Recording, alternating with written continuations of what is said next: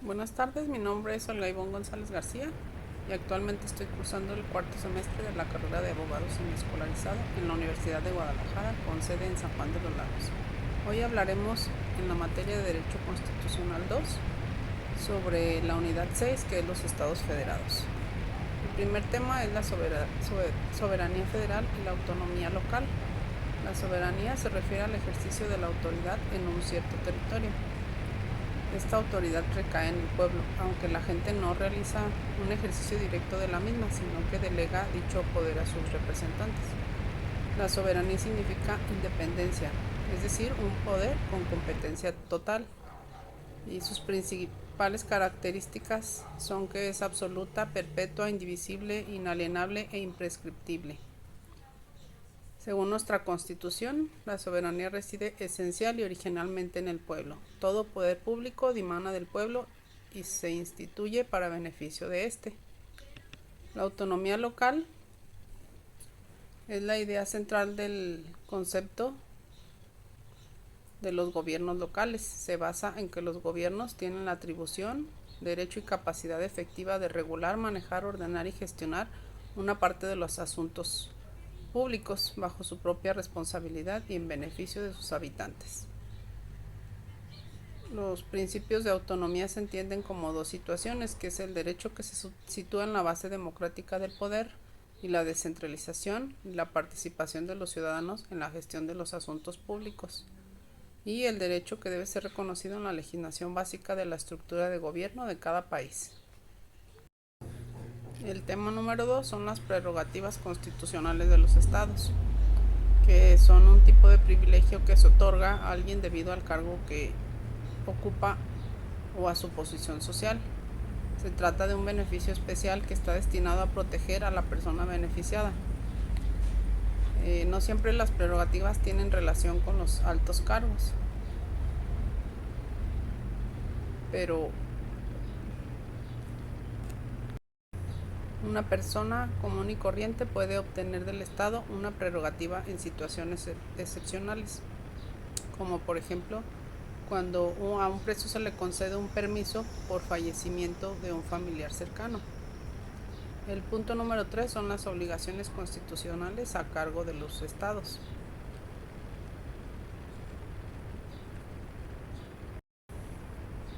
Además de los 3 niveles de obligaciones en el plano nacional, los estados también tienen obligaciones en este campo a nivel internacional. En cuanto a la aplicación de los derechos económicos, sociales y culturales, por ejemplo, los estados deben cooperar y ser solidarios con los países que tienen dificultades para cumplir sus compromisos en virtud de la Carta de las Naciones Unidas, la Declaración Universal de los Derechos Humanos y el Pacto Internacional de Derechos Económicos, Sociales y Culturales. El siguiente punto son las prohibiciones constitucionales a los estados. Los estados no pueden en ningún caso celebrar alianza, tratado o coalición con otro estado ni con las potencias extranjeras, expedir patentes de curso ni de represalias, acuñar moneda, emitir papel moneda, estampillas ni papel sellado, grabar el tránsito de personas o cosas que atraviesen su territorio, prohibir ni grabar directa ni indirectamente la entrada en su territorio ni la salida de él a ninguna mercancía nacional o extranjera, grabar la circulación ni el consumo de efectos nacionales o extranjeros, expedir ni mantener en vigor leyes o disposiciones fiscales que importen diferencias de impuestos, y emitir títulos de deuda pública, pagaderos en moneda extranjera o fuera del territorio nacional, ni contratar directa o indirectamente préstamos con gobiernos de otras naciones, o contraer obligaciones en favor de sociedades o particulares extranjeros cuando hayan de expedirse títulos o bonos al portador o transmisibles por endoso. El siguiente punto es la Ciudad de México, que es la entidad federativa sede de los poderes de la Unión y capital de los Estados Unidos mexicanos. Se compone del territorio que actualmente tiene, y en caso de que los poderes federales se trasladen a otro lugar, se dirigirá a un estado de la Unión con la denominación de Ciudad de México. El siguiente punto es la estructura y contenido de la Constitución Política del Estado de Jalisco. Este se conforma de 119 artículos, 9 títulos, 27 capítulos y los transitorios. El título primero Es de la soberanía interior del Estado, de la forma de gobierno, del territorio del Estado, de los derechos y obligaciones fundamentales, de la Comisión Estatal de los Derechos Humanos. El título segundo del sufragio, de la función electoral y de los partidos y agrupaciones políticas. El título tercero del poder público. Título cuarto del poder legislativo, de la iniciativa y formación de leyes, de las facultades del Congreso del Estado. Título quinto del poder ejecutivo y de las facultades y obligaciones del gobernador del Estado. Título sexto de los principios generales de justicia, del poder judicial y del tribunal de arbitraje y escalafón. Título séptimo del gobierno municipal, de las facultades y obligaciones de los ayuntamientos, de la hacienda y del patrimonio municipal. Título octavo de las responsabilidades de los servidores públicos, del juicio político, de la responsabilidad penal de servidores públicos, del procedimiento administrativo y de la responsabilidad patrimonial del Estado y los municipios.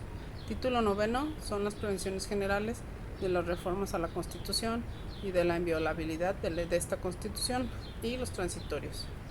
El siguiente punto es el que nos habla el título primero, que es de la soberanía interior y su forma de gobierno.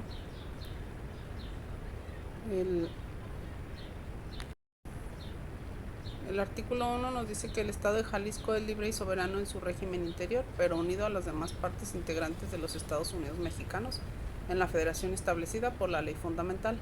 Y el artículo número 2, que todo poder público dimana del pueblo y se instituye para su beneficio. La soberanía del Estado reside esencial y originalmente en el pueblo, quien la ejerce por medio de los poderes estatales del modo y en los términos que establecen la Constitución Política de los Estados Unidos Mexicanos, esta Constitución y las leyes.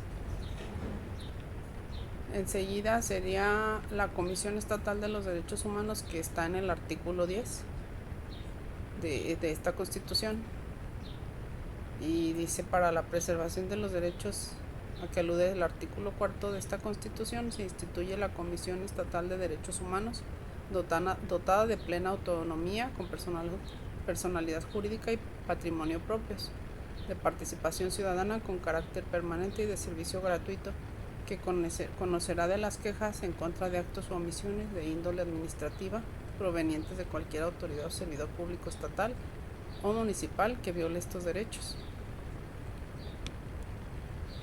El siguiente es el Instituto Electoral de Participación Ciudadana, que es un organismo público autónomo depositario de la autoridad electoral, responsable del ejercicio de la función estatal de organizar los procesos electorales locales y los de plebiscito y referéndum. Sus objetivos es preparar, organizar y vigilar las elecciones para renovar el cargo del gobernador del estado, de los 39 diputados que integran el poder legislativo estatal y de los 125 ayuntamientos que integran Jalisco. El siguiente es el Instituto de Transparencia, Información Pública y Protección de Datos Personales del Estado de Jalisco, que este es un organismo autónomo, no depende del poder ejecutivo, legislativo o judicial. Sus principales funciones es de vigilar que las organizaciones públicas o privadas que reciben recursos del Estado o de los municipios cumplan con la obligación de dar a conocer su información a la sociedad. Esta ley señala como sujetos obligados a todas las organizaciones que reciben o administran recursos públicos. También protege la información personal de los ciudadanos, cuidando que no se viole su privacidad. Los sujetos obligados no pueden revelar información considerada confidencial. El siguiente punto es en el título segundo, que habla del sufragio y de la función electoral.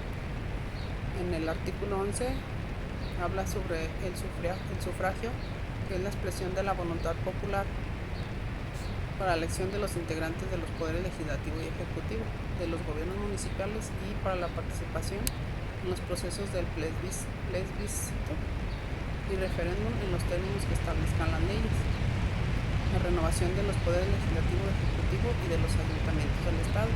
Se realizan elecciones mediante la emisión del sufragio universal, libre, secreto, directo e intransferible. El artículo 12 es de la función electoral,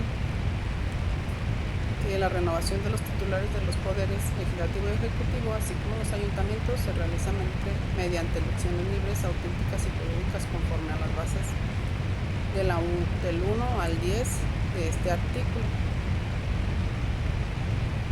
todo para garantizar el principio de legalidad de los actos y resoluciones electorales. Se establecerá un sistema de medios de impugnación en los términos que señala esta Constitución y la ley. Dicho sistema dará definitividad a las distintas etapas de los procesos electorales y garantizará la protección de los derechos políticos de los ciudadanos. El siguiente punto es el título tercero, que es el poder público y la división de poderes. En el artículo 14 dice que el poder público del Estado se divide para su ejercicio legislativo, ejecutivo y judicial. Nunca podrán reunirse dos o más de estos poderes en una persona o corporación, ni depositarse en el legislativo en un solo individuo. Los poderes del Estado deben residir en la capital de este.